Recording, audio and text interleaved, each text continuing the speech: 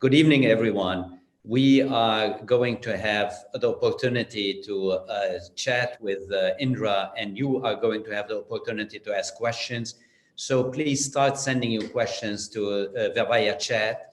But Indra, let me welcome you one more time and ask you, since Ravi focused on your philosophy of performance with purpose, of all the possible strategies, why did you focus on this one? It's interesting. First of all, thank you for having me at Northeastern at this wonderful forum. The discussion we had prior to this general forum was very interesting. The questions were terrific, so I enjoyed it very much. And I'm glad I could do it. Let me talk about performance with purpose. I wouldn't call performance with purpose a strategy. I think it was a philosophy and an approach to running the company. I honestly believe that performance has to be at the core of every company. I mean, as a limited liability company, our obligation is to shareholders. That's why we have a limited liability mandate. So I know that we have to deliver performance, but every company is rooted in society. We cannot run a company by ignoring the needs of society or passing costs on to society, because we are embedded in every society that we do business.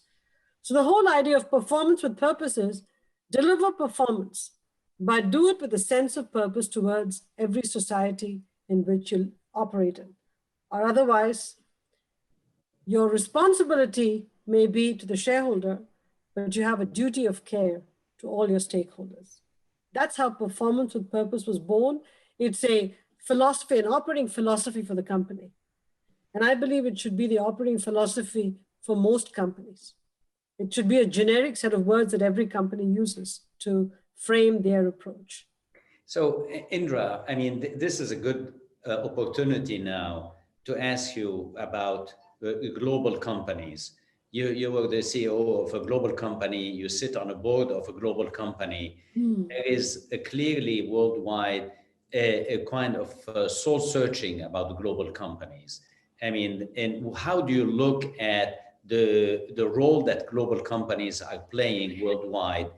Some people are saying that there is an enormous concentration of power. Some people are saying, we live in a world of competition. If, for instance, a giant like Google or Facebook is going to be dislocated, then other countries are going to take advantage. What's your view on that? What is there? Are they too big now, or is it the case that in fact they are fulfilling a role, and are they using your concept, your principle, your approach of performance with purpose? There's about 10 questions in that, Joseph. I don't know how to separate them all out. I'm going to try my darndest, okay? Let me start off by saying that competition is healthy. Capitalism is great. But capitalism is great if there's a framework around capitalism. Capitalism without any sort of judgment on what the unintended consequences of capitalism and innovation might be could be fairly deleterious to any society. So for example, there's been a lot of talk about Facebook, rightly or wrongly, I don't know. But the fact that has changed society. The fact of the matter is that was a company started from scratch in this capitalist system and thrived, and everybody celebrated it. And then it reaches a point and we go, oh my God, they are harmful to society. So I think we're at a very interesting point right now where the large companies are innovative. They are really racing ahead because technology is allowing them to race ahead. And people are scared that they cannot keep up with these technologies and what these technologies are doing to life as we know it. So the automatic responses, they're too big. We've got to put handcuffs on them. We've got to break them up. Let me just say something. Remember we broke up the Bell system? We broke them up and they've all reconstituted again. So we always have to think forward and say, is breakup the answer? I don't have an opinion one way or the other. All that I'm saying is, I think what we're hearing today is something born out of fear and born out of the unintended consequences of the growth of these companies. Let's not forget that even in the US, only 40% of all sales and employees comes from big companies, Fortune 1000. 60% are small and medium companies. It's the tail that really has most of the employment, most of the revenue. So there's innovation happening everywhere. One of those companies could become a massive company in the future. We want them to become. So new technologies come up, the old guys go down. That's a normal, ebb and flow of companies. So Indra, you ran a global company. How did you achieve, or how did you make sure that Pepsi was a French company or an Indian company or a Nigerian company at the same time that it is headquartered here? How did you become accepted, integrated, and a player in the local environment that you were in? That's a great question. I think for food and beverage is very easy because what we are is a global company. We have global brands. There are certain products, a very small group of products that are pretty similar across the world. So it could be a Pepsi or a Mountain Dew or something like that. It's the same product around the world, almost the same product around the world. But then many, many other products have to be tailored for local tastes. So for example, if you took a Lay's potato chips, it could be a basic potato chips that's the same everywhere in the world, but the flavoring is different for every country in the world because local tastes are very different. So if you really want to be a global company that's also multinational, you've got to have global scale and a very local face. That's why they say think global and act local. In our business in particular, most of our employees in any country were local. We had very few expats. We had programs for farmers in every country. When we did marketing programs, we always used local celebrities. Very infrequently did we use global stars. And so everything had a face of the country to the business, as opposed to us saying, we're an American multinational, take it or leave it. This is how we're going to talk to you. And I'll say for myself, anytime I got off the plane in China, I became Chinese. When I got off the plane in Thailand, I became Thai. In every country, when I got off the plane, I became a citizen of that country, worried about their issues, worried about their politics, worried about what's on their leaders' minds. And so you have to play that role. So we're receiving many questions about talent. So let me start by, asking you, how did you look at talent when you wanted to recruit, when you wanted to promote? What did you look at? So PepsiCo was known as a talent academy. If you look at the history of PepsiCo, we've always had an inside person that became a CEO. We've always had orderly succession processes. And, we've always been rated for talent because we have an abundance of talent. In fact, the number I think, Joseph, is that in the last 6 years, I've given the corporate world 9 CEOs. I think 4 CFOs, 3 CMOs, an abundance of talent. I'd have loved to keep them all in PepsiCo, but they all became CEOs, and we still have a lot of talent in PepsiCo. So that's a wonderful thing of PepsiCo. What is it about the company that allows us to do that? One, people love the direction of performance and purpose. They like the fact that we stand for something. They like the fact that they can talk about the company in glowing terms, whether it's about a portfolio transformation, what we do for the environment, but most importantly, the fact that we create an environment in PepsiCo where everybody can bring themselves to work. So you don't have to leave your persona of a mother or father or an aunt or an uncle at the door and be a PepsiCo employee and pick that persona up and you leave. We know that when we hire a person, we actually hire the family. And so they love the fact that they can bring their whole self to work at PepsiCo and they can blend their personal and professional lives. So the best and brightest have been attracted to our company. And we have a very deliberate process to develop them. We give them stretch assignments and we push them along. So you discussed in previous settings that, and I heard you mention that and discuss it in New Orleans and other places, and even tonight before we started, about this balance between work and family. And so how did you approach it? How did you approach the balance personally and also as a CEO? I'm not a good example of how I balanced it because when I came into work, I was the only woman in most cases. I was watching a movie called The Glorias yesterday. It's about Gloria Steinem. And what really struck me in that movie, it's a fantastic movie on, I think, Amazon Prime. But what struck me the most about the movie, in 1977, they had the Women's Convention. 1977. I came to the US in 78, 1 year after that. And I started work here in 1980, 3 years after the convention. So I was in the very early days.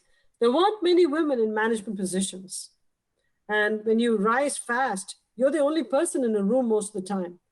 So when I had kids, seamlessly blending them is something that I had to teach people. I had to remind people I had kids. I was lucky in that I had a supportive spouse. I had family that chose to come and help out, living with us, multi-generational living.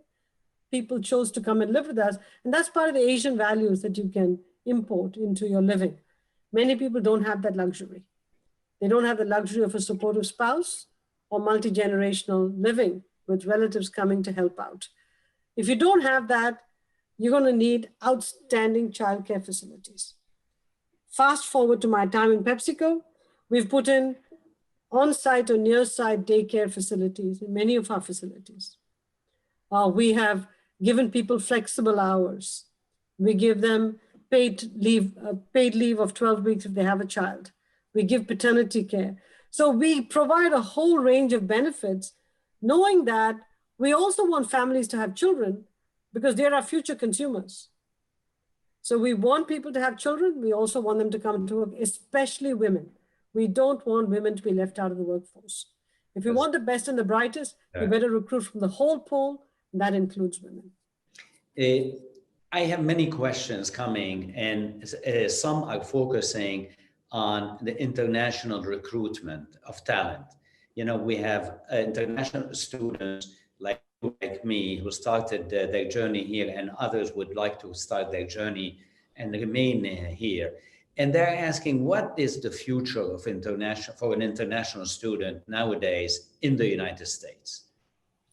Tough for me to answer that because I think we've gone from a time where multinationals in particular looked at many countries as an exporter of talent.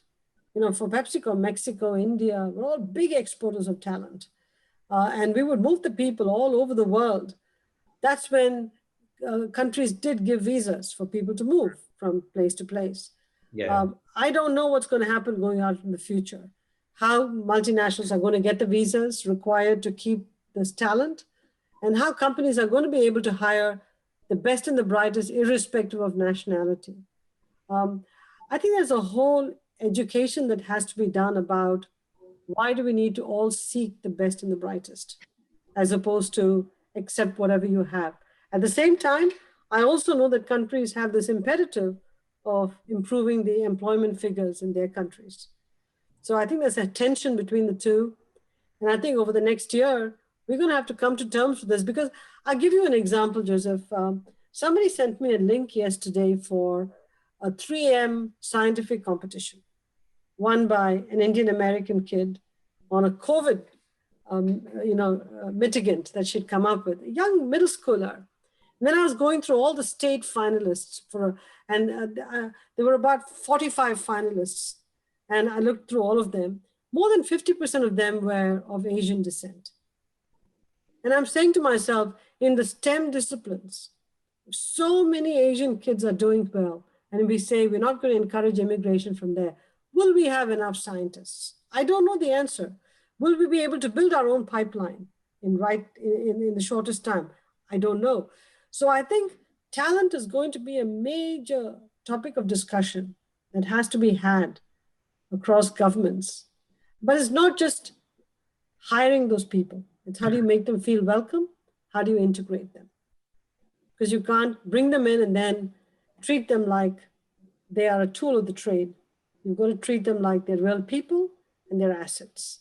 So it brings me to the question about underrepresented minorities, people of color. You already mentioned the focus on women. You mentioned the focus on international. And now we have a situation where we have the Black Lives Matter movement, we have systemic racism, etc. How would and should a company such as Pepsi approach this issue? You know, Or again, any if other? we look, our company said our employee base should reflect our consumer base.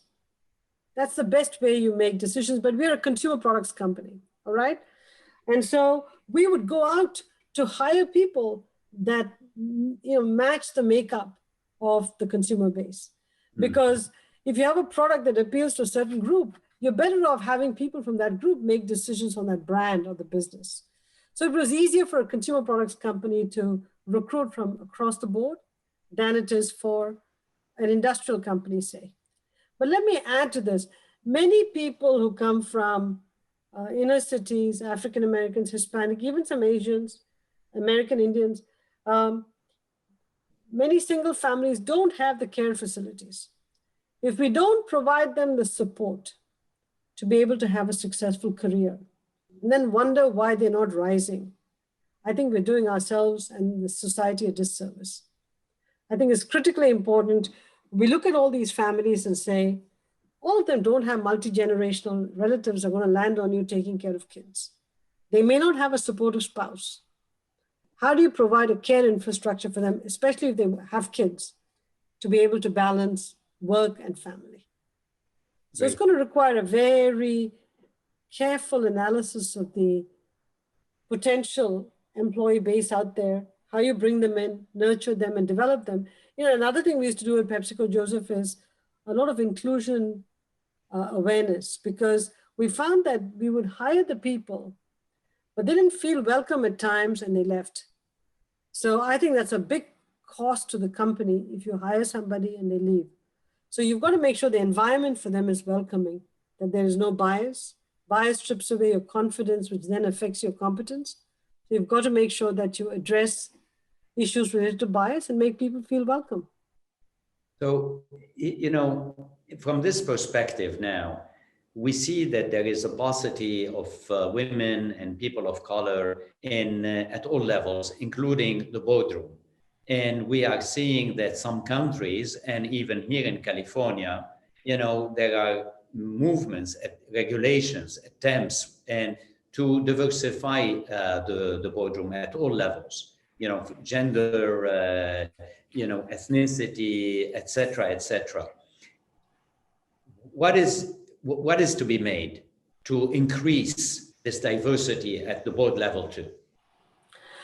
You know, the numbers are pretty scary because it says 74% of S&P 500 board seats are held by men, 26% by women. And those numbers have moved very little, okay? And, you know, within that, if you look at women of color, Black, Latina, Asian, the numbers are all in the 1, 2, 3, 4%. So we're talking of very, very small numbers. What are the issues to refreshing these boards? One, you've got a lot of people who have been on the board for an awful long time, still on boards. So the question is, should there be term limits? I don't have an answer to that. So I'm not prescribing, I'm observing. Should there be term limits? I honestly believe the time has come for some quotas to get women on boards, like they do in Europe. France has quotas, UK has quotas. There are a lot of qualified women because the statistics show that when women are on boards, the company does better. So there's an economic reason to say, put women on boards, put people of color on boards, companies do better. So I think that you're going to have to rethink this whole issue of term limits. And I don't know the answer to that. We should look at it. And we should look at making quotas initially to get people on boards and then hope it grows from there. So this, yeah, go ahead. The time has come. The time has come to take some action. So this is a question that we received from someone who is in the retail industry, the fashion industry too. And he happens to be a trustee with us, and he's asking, how has COVID-19 changed the strategy Pepsi has followed, and how do you describe Pepsi's new normal? The good news or the bad news is that I retired just before COVID hit. So How has it changed Pepsi's strategy? I'm only observing from the outside. Okay. I think PepsiCo keeps growing. The one thing for all food and beverage companies is that there's been extreme levels of pantry loading. So people have been buying and hoarding products thinking that one day they're going to run out of it. And that goes to even snacks and beverages, which surprised me. But that's what they're doing. PepsiCo continues to move to improve its environmental footprint, to commit to talent sustainability, and working on improving its product portfolio. The fact that we bought SodaStream, the fact that they've been making acquisitions of products that are better for you are all a good sign. I think strategies of companies in COVID have had to be modified a bit. In the past, we would launch a whole bunch of innovation. I think innovation has fallen by the wayside because you have to focus on your core products to make sure they're available and not out of stock. So there's one change I'd noticed from all CPG companies is that they've rationalized their SKUs and cut back on innovation. So let me move. We have many questions about your own journey that are coming. Let me focus on that and start by, one of the questions is, what are the lessons that you learned in childhood that you still use in your life and in your career? Oh my God, that's a big one. Many, many lessons. I grew up with a grandfather who was very strong. He was the head of the household in a way because, he was my paternal grandfather and highly educated, and he took on the grandkids under his thumb. So his lessons are probably what has endured the most. It was more like, if you take on something to do it so well that people will be blown away. But rather than my grandfather, I'd encourage everybody to read a speech that Martin Luther King gave in 1963, around that time. It's only 6 paragraphs, the shortest speech he gave. The title of the speech is, "What's Your Life's Blueprint?" What's your life's blueprint? Martin Luther King must have heard my grandfather, because everything Martin Luther King says there is what my grandfather told me from the time I was there. So that was one lesson. If you do something, do it very well. The second thing he'd always say is, the show must go on. He'd say, look, if you can't do it, give it to somebody else to do it. Companies are not going to stop because you can't. He never used the word companies because we never dreamed we'd be in a company. He said, whoever you do anything for is not just going to stop because you're not going to do it. The show must go on. So make sure somebody is there to pick up after you. The other thing he said, which I'm not sure is a great advice, but he said, Satan has worked for idle hands. He thought we should never sit idle. He'd say, come here, let me give you a book to read. I have 10 words you can look up in the dictionary, or I've got 10 theorems you can solve problems for. But Grandpa, I just wanted to relax a bit. He says, you've relaxed enough. Come on, Satan has worked for idle hands. Okay. He'd just give us work to do. My mother would say, dream big. You can do anything you want, but you're going to get married at age 18. So it was 1 foot on the accelerator, 1 foot on the brake. So, it was always confusing. You got to do it. My father and grandfather always believed women should be educated, just like the men, and they should be economically independent. They always said, don't put your hand out and ask anybody for money. We will leave enough for you, but be self-sufficient. Your education is what we've invested in. So all those lessons are still deep in our mind and carries on. So some of them. When you came to the United States, did you imagine that you would stay here? Was it by design that you stayed here, or by accident? By design, because look, when I was growing up in India in the 60s and early 70s, this was the beacon of innovation, music, for arts, for business. I mean, the US was the most aspirational country in the world. Still is, but then it was like big time. I had so many friends who'd, undertaken the great brain drain from India and come to school here. And, you land here and you realize it's even better than you thought, because it's even more innovative, full of life, and the origin of everything that's cultural in the world. So you want to be part of that great adventure. And one thing led to another. when did you realize that you have leadership and that you are going to climb the ladder? I don't think you ever But realize you have leadership. I think what happens is one thing leads to another. And pretty soon you do a job well, somebody gives you more responsibility. Then you do that well, they give you more responsibility. And so I don't think ever in my life I sat and said, okay, now I'm going to go for that job or this other job. Au contraire, when I was asked to be CFO after I was head of strategy, I'm like, why? I've got too much on my plate. Why do I have to do the CFO job now? It was like, because I asked you to. It was like, when you're busy enough, it's not about ascending in the corporate ladder. It's how you're going to make the best contribution to the company. The titles will come. And that's how it's always been. Yeah. So since you talked about strategy, one of the questions is about convincing internal and external stakeholders that evolution is needed in your strategy and not to let fear constrain your future. So how do you achieve that? That's a direct question that I'm posing. How you don't let fear constrain your future. Look, and one of the that change is needed. Change is needed. So my observation would be that if you go and tell people that we have to change and why and how we're going to change, nobody's going to buy it. I think you've got to root the change in an external perspective. So when I embarked on performance with purpose, I started with what are the 10 mega trends that are going to impact PepsiCo? And from those 10 mega trends, we derived strategies, then derived actions. So if anybody questioned what we were going to do, I could go back to my true north, which was my megatrends. So I think that anybody who wants to push for change, root your change program in an external view of the world, whether it's competition, whether it's megatrends, whether it's big technological trends happening, whatever, root it in an outside-in perspective. Because if you just root it in my gut tells me we have to do this, there's 3 other guts that will fight you for change. But when you root it on an external perspective, have an objective conversation about those megatrends. Do you agree with the megatrend? If you do you have a different plan to address the megatrend? Let's discuss that. Then let's not go back and discuss the first principles.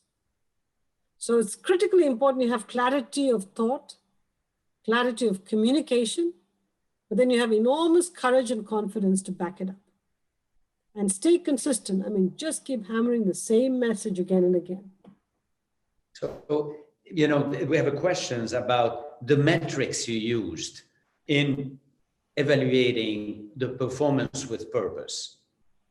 How did you look at, what metrics did you use to evaluate your progress, the progress of Pepsi, and the progress of the people in charge? So first of all, when we came up with the metrics, everybody's compensation was tied to the metrics. So there's no wiggle room there. And my compensation was tied to that. So for performance, it's clear, the traditional revenue growth, earnings growth, ROIC, cash flow, that's pretty clear.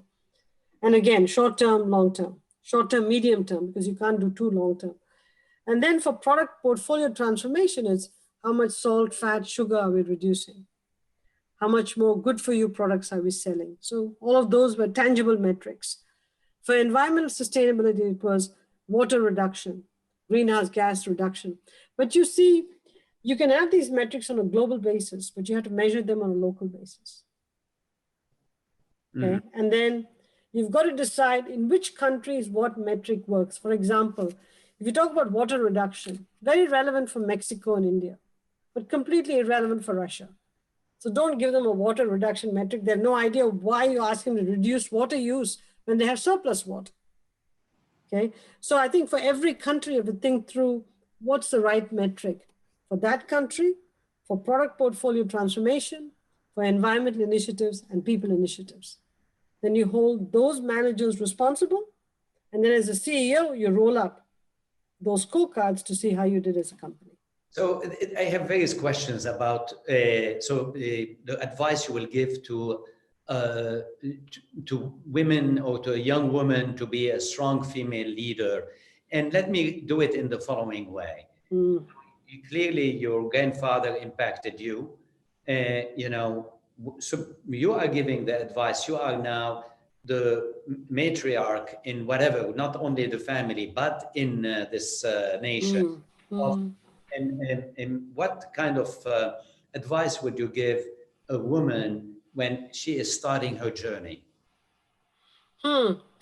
You know, it's a very different world for them than when I was starting, because when I was starting, women were very few in number, and we didn't have social media. We didn't have so much entertainment and distractions coming at us. Very different world. I think young people today are in a tougher situation than I was in, because you feel you have to engage with multiple social media, you feel you have to watch multiple shows. Um, People sort of pick on you and bully you on social media. There's a fear of missing out, all of that stuff. And today's relationships are not as long lasting as perhaps relationships from those years. Okay. We didn't have dating apps, none of that stuff. You know, you found somebody, you settled down, and that was it. So it's a very different society. We came from a come together society versus a cocooning society where individuals are cocooning. In this environment, first is, how do women find role models to look up to? How do they engage with them? How do they practice what those role models teach if you're not in larger settings all the time? You're not fine tuning those skills. That's one question I ask myself. The second, I think women ought to be given a lot more self confidence. I think social media sometimes can take away their self confidence. And because there are more women in the workplace, now they're viewed as real competition. When I came into the workplace, I was viewed as a novelty because there were almost none of us. Today, because numbers are going up for women, when they reach 25, 30%, they're viewed as competition.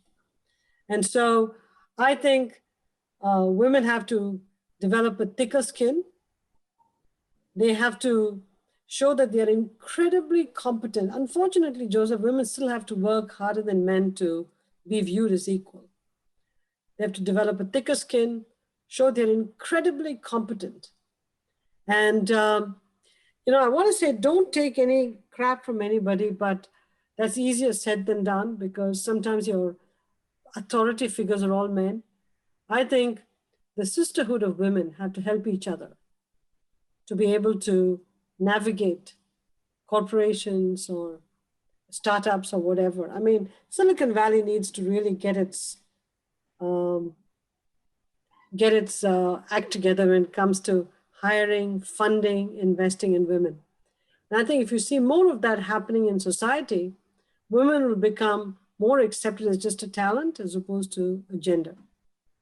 So there is a question that has been raised by somebody, a CEO of a large multinational company in Hong Kong.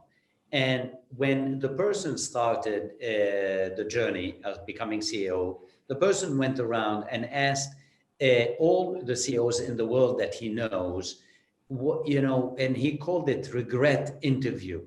And the regret interview is, tell me, you are now a CEO, and if you look back at your journey, what would you have liked to see happen that, with you at any level that you regret that you didn't have?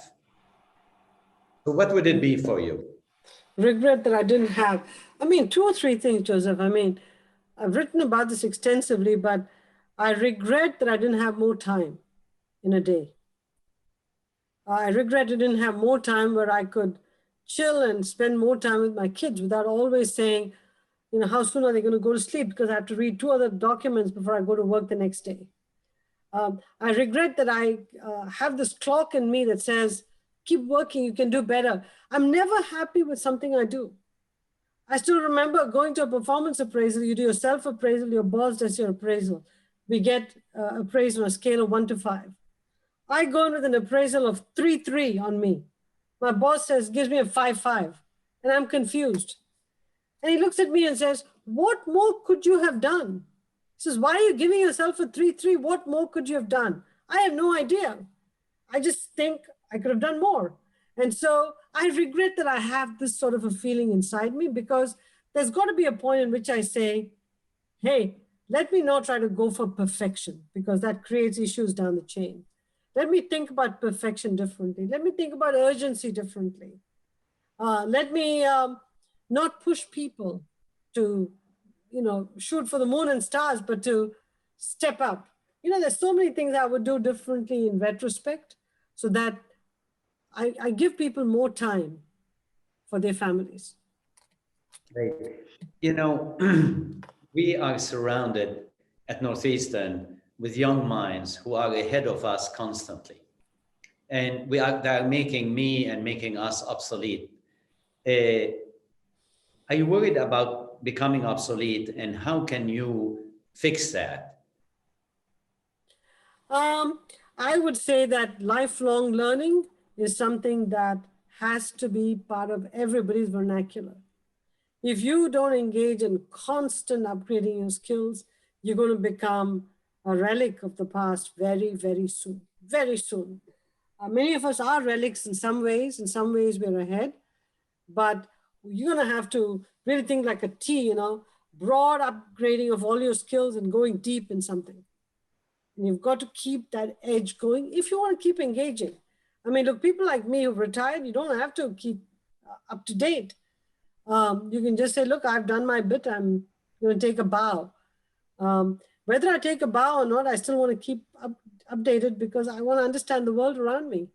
And so I think lifelong learning is, fortunately and unfortunately, a requirement going forward.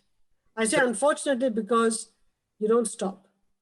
Just keeps going. So, yeah, we believe here what we have done at Northeastern is, you heard, a global system where we focus on lifelong learning, and universities have not considered that as part of their core mission, which is a mistake. Yeah. So if I look at the way that the educational system is done, and you are not an educator, thank God, because you'll be competition for us. So how do you look at the education system in the United States, for instance, and especially when you look at the talent that you used to recruit? Was the talent ready for the workforce, for leadership, or did you have to re-educate them? Many people, because they came with some years of experience before they went to, for example, MBA school, let's take that. They usually had 2 or 3 years of experience before they came to MBA school. So they were a bit more mature. We always had to retool them for our companies. I think the thing that we have to explain to people is that just because you have an MBA, you don't have a rocket ship to the top. You have to earn every job. Every job has to be earned. And it's not a birthright. Promotion is not a birthright. So if you go in with that level of humility and modesty, Joseph, the company will invest 60-70% of the time and resources on you. The other 30 to 40% you have to do yourself, because they can only do so much for you. It's how do you take what the company provides, zoom out, learn more about how that skill interacts with the other skills around, zoom back in. So every course that they offer, zoom out and say, how is it going to fit in the company? And zoom back in. This whole notion of zooming in and zooming out is very, very important. So if you go in and study production planning or something on Salesforce, think about how it fits in the overall supply chain. Figure out what's changing in that overall area. Ask for those connections. Ask to zoom out as much as you zoom in. So we have here a system at Northeastern where students go on long-term internships called co-ops, and we have 3,000 companies in 146 countries, and they go to large companies, they go to startups, they go to mid-sized companies.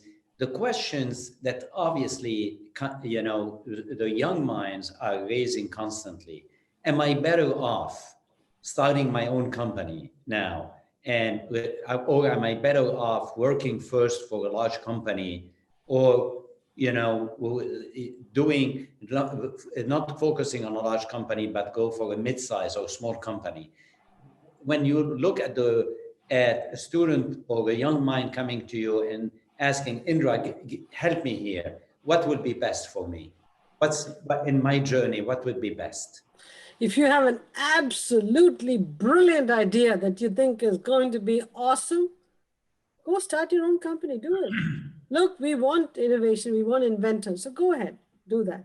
That's, there are a lot of carcasses in the startup world as there are successes. So that's a personal decision. When it comes to medium or small companies versus large companies, what's the big difference? In the large companies, you have a systematic training program along with a job. In small and medium companies, they throw you into the job and you learn as you go along, sink or swim. Both have their advantages and disadvantages.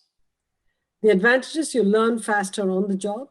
The disadvantages, nobody has really given you a manual and a rule book and some days of training and a mentor and a whole system of working. The other thing too is that, when you go to a small or medium-sized company, you come with an MBA, they'll say, here we are more high school than college. It's an expression, not really high school or college. And usually when you graduate with an MBA, you think that everybody should be bowing to you as an MBA student. Never happens. In small companies, you have to really work with them with your hands so that you show that you can deliver like they do. Because everybody is working there. There are no bosses and juniors in medium and small size companies. So you have to be willing to flex your working style. So if you have that personality, go work for a small, medium-sized company. Look, there is no good or bad answer. It's how you fit in and how you adapt yourself to the company. So that's an important point, because ultimately also the young talent is looking, am I going to be able to innovate in whatever format, whether it's in a startup or in a mid-sized company or a large company? How do you foster innovation in a large company? Look, if you have knowledge and if you know how to work with people and you have an idea, you can bring those people together and say, hey, look, I have this idea. What do you think? What if we work together? And most companies have time that they give their employees to go off and think about new things. And if they don't give time, you better take it yourself. And so, again, in many of these times, Joseph, you just have to be a self-starter. Roger Enrico was a CEO in the company in PepsiCo from 96 to 2000. He used to tell people, Indra's like a dog with a bone. What he meant was, if I got an unusual idea, I'd go to him and say, Roger, I have a great idea. I want you to look at this. He'd look at this and say, I don't like it. I'll go back. I'll reconceptualize it, come back to him and say, I have a new idea for you. He said, but you showed me this idea some time ago. I said, it's a little different. Take a look at it. I'll go at it 5 different ways through Sunday to explain that this idea is important for PepsiCo. Ultimately, I'll wear him down, but then he'll make it his idea. He'll go on and tell people, I have a great idea. This is what I want to do. But now I've looked at it from every possible way for him. So he knows all the opposition he's going to get in the company because I've looked at it in every which way for him when he pushed me back. But it's because I believed in the idea for the company. Did that take up more of my personal time? Yeah. But you know what? You don't, look, remember, the companies are pyramids. Everything is a pyramid. The army is a pyramid. Government is a pyramid. When you rise up in the pyramid, a lot of people get dropped off. You can choose to stay in some level below. But if you want to go up, there's a very, very few that reach the tippy top. And you've got to have a special sauce, a special something, a special oomph to get there. That you have to generate. The company is not going to generate it for you. So that's on an individual level. As a CEO, how did you foster innovation in the company as a whole? So, for the company, we actually had goals for how we're going to do innovation, line extensions versus platform development versus breakthrough. How much are we going to do of each? Because today's breakthrough is tomorrow's platform, is day after tomorrow's line extensions. So we had very specific goals for each kind of innovation. We lined up our R&D capability against that. We lined up our design resources to that because we had a very large design group that was part of the innovation process from the conception to launch. And so We gave them the worst thing a CEO can do is set goals for innovation and not give them the resources. So I put money where the mouth is. I gave them goals, I gave them resources, and then I followed up constantly. I was in the labs tasting products. I was in the design studio looking at designs. I had innovation reviews constantly, not for PowerPoint presentations, conversations. Good. What's the consumer thought? How are we going to launch this product? And, do that constantly. Loved it. How did your leadership change over the years? I think parts of my leadership stayed the same. There's a great line that somebody told me that the distance between a number one and number two is a constant. So if you want to raise the organization's capabilities, you've got to raise yourself, because the distance between the number one and two is a constant. And so I had to become a student myself, challenge the rest of the organization, and then I had to come back and mentor all the people to do better. So often I had to spend hours and hours mentoring people, coaching them. I still remember an example where I flew to Moscow on a Friday when I was president and CFO, and I worked with the team in Moscow. They were preparing a CapEx for an acquisition. And when I was boarding the plane to come back on Sunday evening, I looked at the team and said, "Do you realize what I just did? I came to Moscow, helped you write this whole acquisition logic, which you're going to present to me on Wednesday in New York." I said, "Isn't that stupid?" They laughed and said, "Well, we're going to present to the president and CFO on Wednesday. You came to help us as Indra Nooyi. Thank you for making us look so good in front of the president." So you see, you had to play all these roles. And over time, you realize your legacy is the people you leave behind, the business you've built that's enduring, not the short-term results alone that you've delivered. So often, there's a question, and there are questions coming along these lines. What kept you awake at night? If you look at it at, leadership, is it the competition? Is it the internal? What kept you awake? I have a genetic malfunction that I don't sleep much. So there's not much that puts me to sleep. You should say, what puts you to sleep? But I worried about everything. See, competition you could manage because you could do competitive analysis. You can understand what they were doing. To me, it was disruptions, things going wrong in major program implementation, geopolitical issues that could go wrong. Those are the things that I'd worry about. Then I'd worry about, how do I hold on to my best and brightest? We'd identified a group of people as the corporate assets. How do we hold on to them? Because any company is only as good as its people. And each person needs a tailored approach to make them feel special and wanted in the company. How do you, I'd worry about each of them. So I'd build bridges with each of these executives so that I knew them as real people as opposed to just a corporate executive. So let me put a final plug for your forthcoming book. And we would like to invite you to come back and discuss it with us. But could you give us a preview of what you are going to cover? Well, I'm writing a book about integrating work and family. Because when I left PepsiCo, a lot of people asked me that question about integrating work and family. And then I realized that as a society, in many countries, we have a lot of work to do to help families integrate work and family. And I said work and society is work and family. How do you enable families to have children? How do you enable them to take care of aging parents? How do you enable them to just have a family life? At the same time, for women to have paid work outside the home and get economic freedoms, and for families themselves to thrive with children and a dual income couple. So what needs to happen systematically in society between companies, governments, communities, families to enable all this? Now, it's not just talk. I think a lot of people have been writing wonderful papers on what needs to be done. We're not talking about how to move it to action.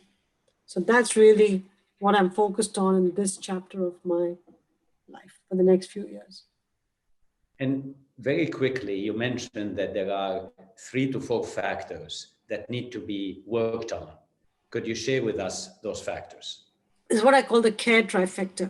It's paid leave, which we don't have today for maternity, for baby leave, if you want to call it that, flexible or predictable work hours, and childcare, child and aging care. These three things are like three legs of a stool. You've got to toggle between them. Some countries give you 1 year's leave for having a child. I don't think as a country in the US, we're not the kind that gives a year off and then says, come back, you'll still have your job. And so I think it's a question of toggling between the three. If somebody is going to get a lot of paid leave, then they don't have flexibility, they don't have childcare because we can't afford to pay for it all. But if you do 12 weeks of paid leave, flexible work hours, COVID has showed us we can have flexible work life and care. I think we can make family creation more, less stressful, I should say, not more, less stressful. So that's the goal. Well, Indra, thank you very much for You're welcome, being Joseph. And we are going to invite you back to discuss your book, and hopefully it will be in a very large auditorium. We have we have a place that can seat over 5,000 people, so we will fill it up. Oh, thank you, Joseph. Very kind of you, but it's been a pleasure talking to all of you. Thank you very much. Thank you very much. Appreciate it. Thank you for being with us. Thank you. Appreciate it.